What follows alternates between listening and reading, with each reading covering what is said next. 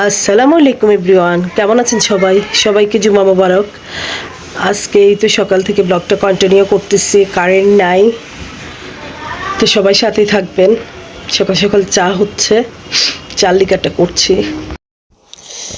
ভিডিওগুলো আমার আগেই শ্যুট করা ছিল, এতদিন আপ দিতে পারি নাই, অনেক দেশের ঝামেলা ছিল তাই। তো যাই হোক, এখন কন্টিনিউ ভিডিওগুলো আপলোড করব, আপনারা সাথেই থাকবেন।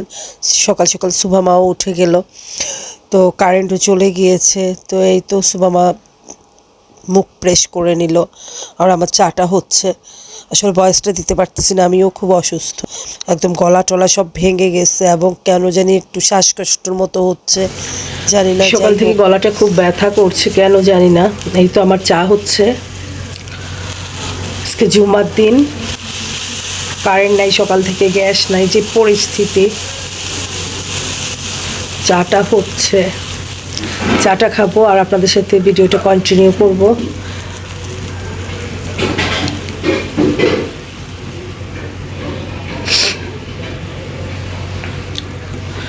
এই তো জানি না দেশে কি পরিস্থিতি কি হবে, সুবহান আল্লাহ তাআলাই ভালো জানে। আল্লাহ সবাইকে হেফাজত করুক, আমাদেরকেও হেফাজতে রাখুক। সবাই দোয়াই করবেন, সবাই সবার জন্য দোয়া করবেন। কি পরিস্থিতি দেশের, যাই হোক, সুবহান আল্লাহ তাআলাই ভালো জানে কি হবে। মনটাও ভালো না, দেশের এই পরিস্থিতি দেখে মনটাও খুব খারাপ।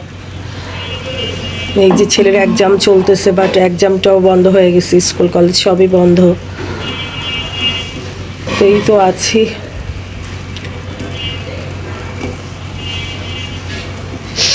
চাটা হচ্ছে, দেখি চাটা হলে চাটা খাবো, নাস্তা খেতেও ইচ্ছে করতেছে না। সত্যি কথা বলতে কি, দেশের এই পরিস্থিতি দেখে আসলে আমার খাওয়া দাওয়া উঠে গেছে, কি বলবো। আমি আর ভাইয়া এখন যাব নিচে। কেন? মিছিল করতে।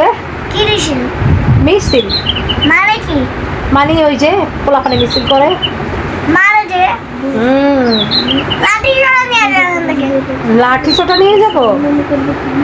এই পাটা নামাও, লাঠি ছোটা, এই তুমি পাটা নামাও, লাঠি ছোটা নিয়ে যাব। কেন লাঠি ছোটা নিয়ে যাব বলো? তুমি কোথায় দেখছো লাঠি ছোটা নিয়ে রাস্তায় যায়? হ্যাঁ, দেখো না। কোথায় দেখছো লাঠি ছোটা নিয়ে রাস্তায় যায়?